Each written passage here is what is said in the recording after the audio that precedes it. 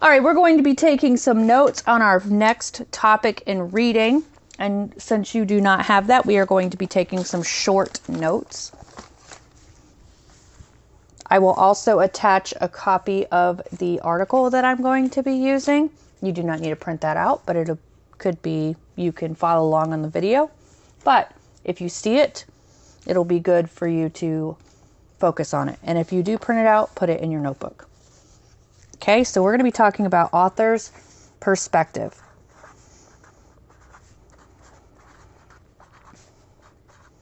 First of all, I want to define these different words. Point of view is who is telling the story.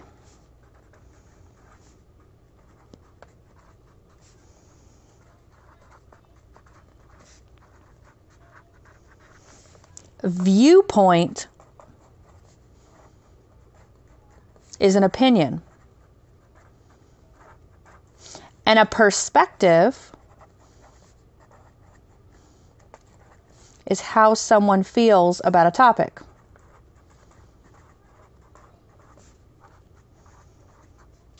So these two are very, very close. They're both opinions.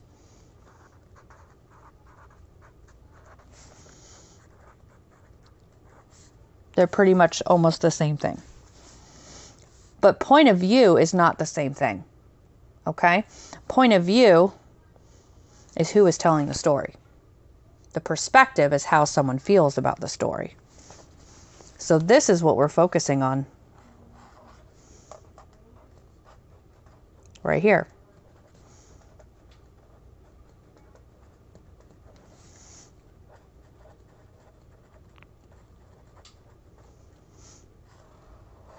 That's what we're focusing on right there.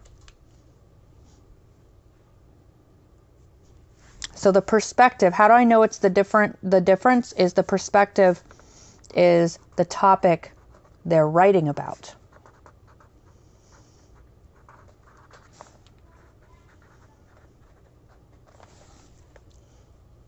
Sometimes it's very obvious how an author feels because they out and out say it.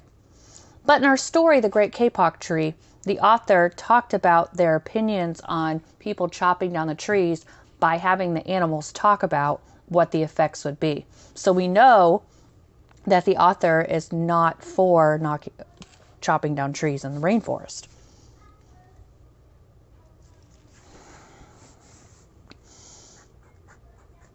It is also their attitude about the topic. And that's what we're focusing on this week. The author's attitude about a topic.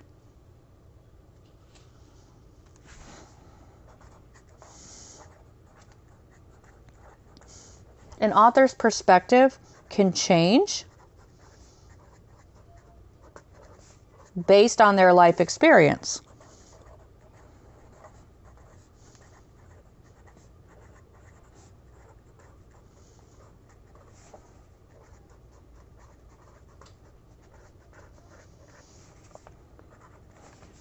For example, if someone is writing about how homework is very harmful to students because of certain reasons, and they lived through that, and they struggled with homework, and they had that personal experience, then they would have a different opinion than someone who might have not really struggled with homework and it really didn't affect them.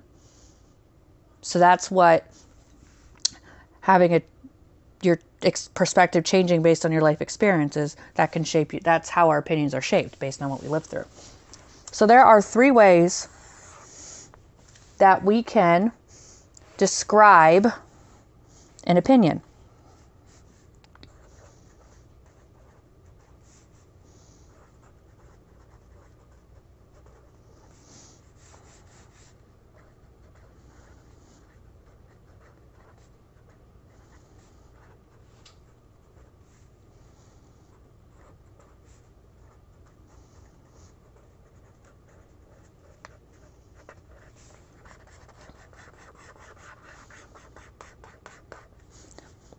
The first word is negative.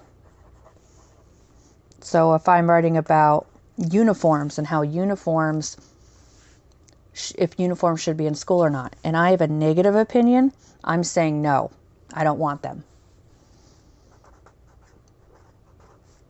So a negative opinion is when they think the topic is bad, dangerous, or unhealthy.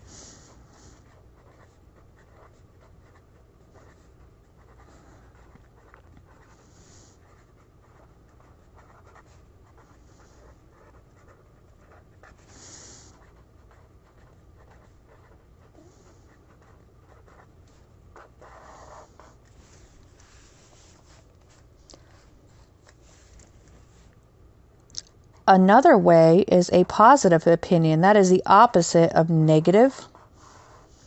So it's when they view the topic as good, helpful, or healthy.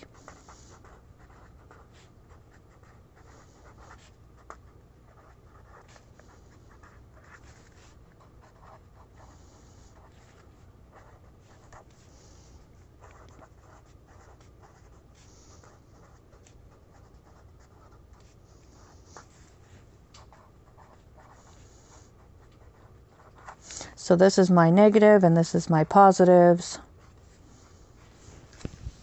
Those are some symbols sometimes I use to mark different reasons if they're negative or positive to determine if it is a certain opinion. But have you ever read or listened to something where someone shows both sides and it's not really obvious what side that they've picked? That is called neutral. When we're writing an essay, we want to either be negative or positive. We do not want to be neutral because we want to be obvious what our opinion is. But a lot of times when we're reading things and someone doesn't want to pick a side, they will show you both sides. They will show you the negative and they will show you the positive, and they will not choose which side they're on. That is called neutral. Just like in a car, when a car is in neutral, it's not in drive, park, or reverse. It's not in anything.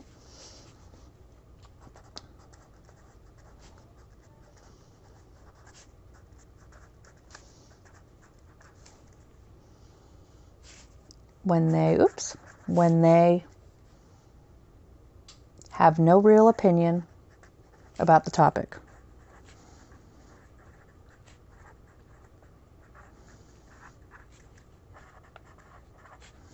Or they show both sides.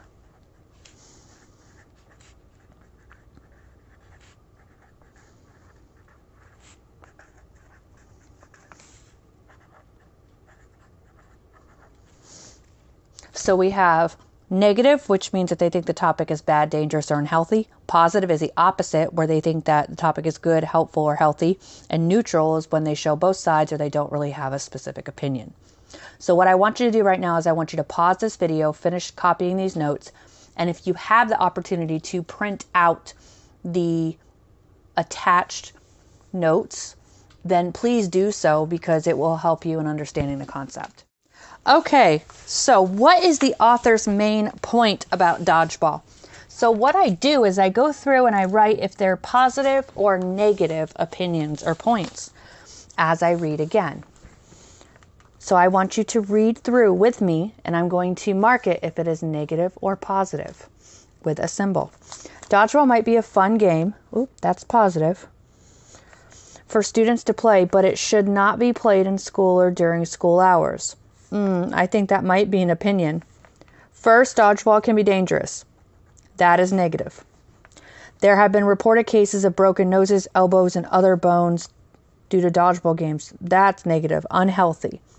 While the players are certainly not trying to hurt their opponents, it can still easily happen. That's negative too. Beyond the injuries that can and do happen during school dodgeball games, there's also legal issues. That's negative. With more and more kids getting hurt during gym classes, more schools are being sued. That's negative. And asked to pay for medical expenses from when an injured child has to visit a doctor. Dodgeball is certainly a risky game that could lead to lawsuits for the school district. Due to the safety and legal issues, dodgeball should not be played in school. They said this twice, so this must be their opinion.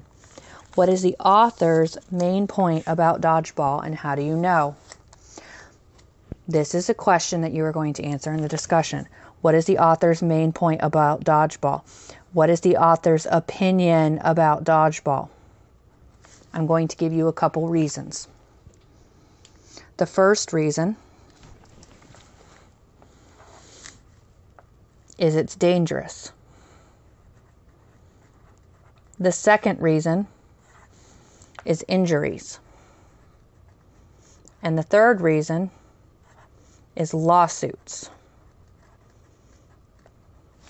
So what is the author's opinion about dodgeball?